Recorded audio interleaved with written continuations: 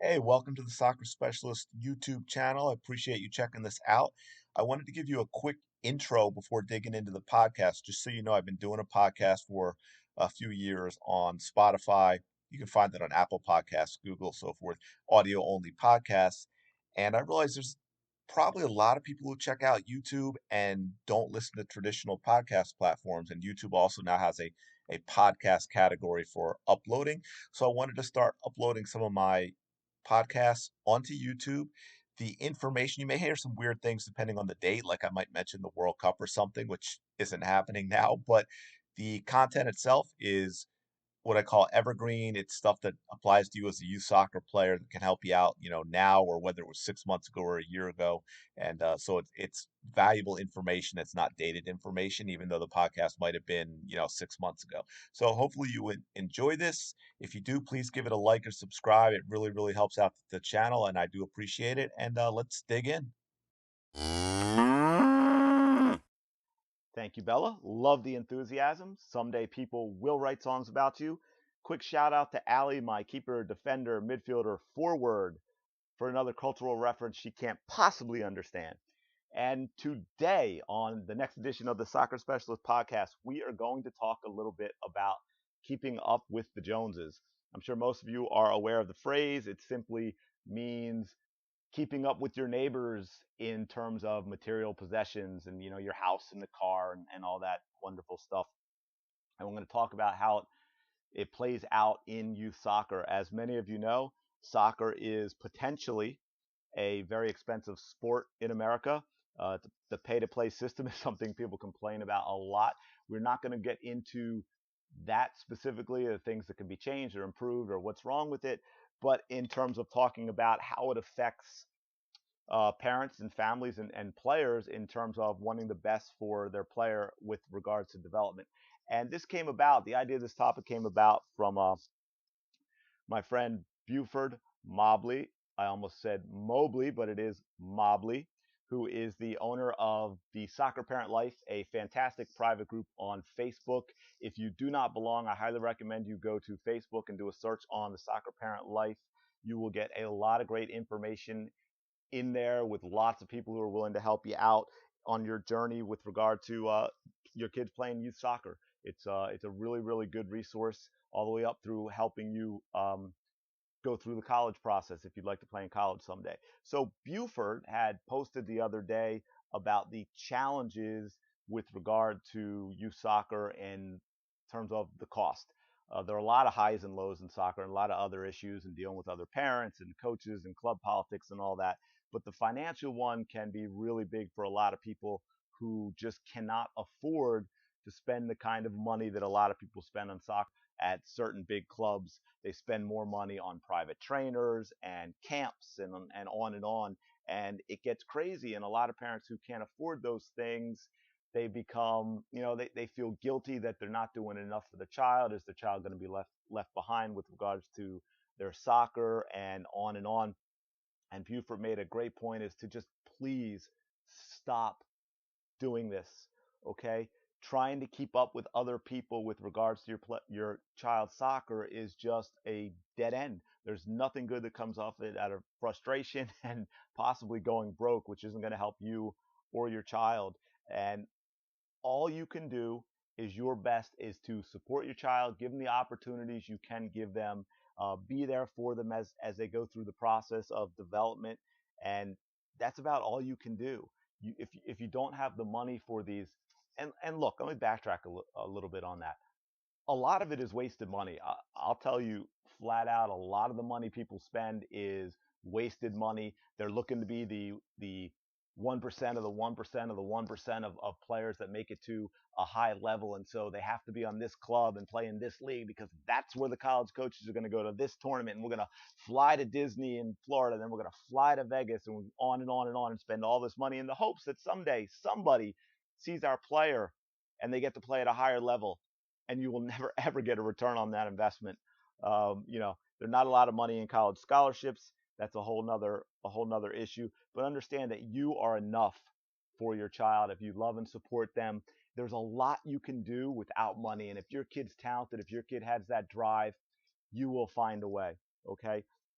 And that's why I hope players listen to this as well. If parents are listening to this, I think it's a topic for them. Have your players listen, because I think it's important for them to understand that this is true for them as well. They are enough if they are willing to put in the work because they truly want to be the best player they can be. That's all they need. Okay. In fact, while you may need to put in more work to get noticed in terms of playing in college because you aren't at that big club or playing those showcases, if you want to play college ball, you also may have an advantage over those other players with money, because just like the players who get the huge $100 million contract for the NFL or baseball or basketball or whatever sometimes lose their drive because no matter what they do, they're set. Your your drive, your determination, your staying hungry, your burning desire to be the best player you can be is going to overtake those players that really develop a sense of entitlement because their parents can spend the money to put them on that special club and in that league, and they think they're already great because of that jersey they wear, because of that league they play in, and all they're doing is going through the motions at team practices. Okay, so understand that really no matter what you do, but even in soccer, my be all, number one, must have, most important, more than anything ever, is a burning desire to be the best player you can possibly be. Okay, having the money to pay for this or that club is not going to come close to a player who has the burning desire to be the best. That's not going to let anything stop them in terms of obstacles. Okay, because they're going to put in the time, they're going to put in the effort. And I want to give you just two couple of quick examples, and these aren't even with regard to having money issues for these players, but it has to do with what you really need, which is that burning desire. There was one a local high school, was probably going on 5 or 6 years ago. Now, maybe 5, 6 years ago. Now, where they went through a run of 5 straight state championships. Okay, and I remember in February of I don't remember the years. In February, I think the girls I was coaching at the time were 10, 11 years old. And I took a couple of them out to the local elementary school, which had a soccer field behind it. And it was cold. And there was still snow on the ground. Not enough to keep us from playing soccer, because it had been melting and there were patches here and there, but there was still snow.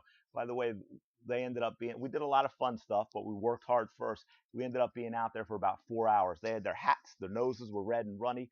And at one point, we were playing soccer golf, and we got down near the other end of the gym. We heard this ball bang, bang, bang against the wall.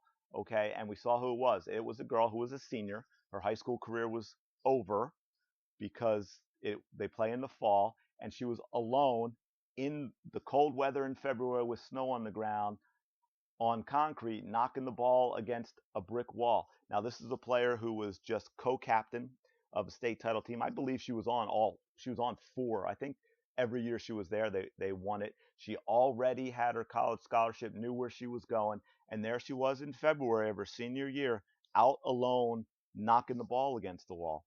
Okay? That's what's going to make you a great player. That's what's going to give you opportunities, not writing a check to the local super duper elite premier championship academy club. Okay. So, and one more quick example. There's a player on my U17 team now. A number of years ago, when the age change happened for all those, they remember it went to birth year and it was chaos for everybody. Oh, our team ultimately ended up staying together. So my 03, 04 players, we stayed together. We played 03. There ended up being an 04 team that was a combined 04, 05 in order to have the numbers together. And I think their second season, I was asked to do some training for them. I ended up also then coaching them for a year. A player on that team who was a young 04, by the way, at December 30th. So, and we're an 03 team. She brought up a few times, after I was training the team that first spring, about wanting to play for us. And great kid, works hard, athletic. At the time, there wasn't, it was a big gap at the time. It wouldn't have done the team or her any good. Um, I had a conversation with her about what she could be, about putting in the work. And ultimately, after about she came out to a couple practices. It ended up being after about 2.5 years. Okay, last year, last June, I had her guest play in a tournament. So that had been maybe a little over a year, year and a half after I was training that team, and this came up. And she played, and then going into the fall. So this would have been going into fall of 18. I'm sorry, and she was still played on that other team.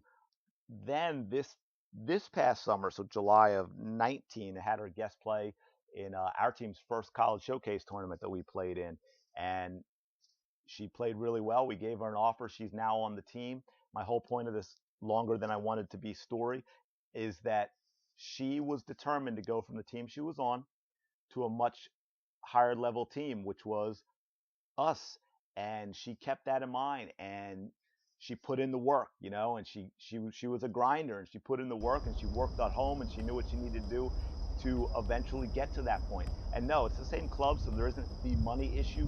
But again, I'm going back to that burning desire that a player needs to have ultimately to be the best they can possibly be. And that's not your parents writing the check. That's not your parents being able to put you on a club that charges $4,000 and travels around the country, and the uniform or kit, I'm sorry, costs $600 or whatever crazy nonsense it is. Nothing is going to get you to the top if you don't have that burning desire to put in the time and effort to be the best player you can be. Okay, and there's a lot you can do. First of all, playing on your own, even if it's by yourself. The more comfortable you can get with the ball at your feet, the easier the game gets, the better a player you're going to be. And you can do that on your own. You can watch the game, right? Watch the game. There's a lot of pro games from Europe that you can watch in America now. Nothing helps your soccer IQ, your tactical awareness, and your understanding of the game like watching the best in the world play it. Watch the game, okay? Get pickup games. Bug your friends, bug your teammates on whatever team you are on, and get them out playing, okay? As Johan Cruyff used to say, he trained 4 hours a day at the academy. He played 4 hours a day in the streets with his friends. What do you think ultimately is what made him a great player? American basketball players, right? There's a pickup culture in American basketball. They're out on the playground courts playing pickup for hours and hours at a time. What do you think makes a great basketball player in America?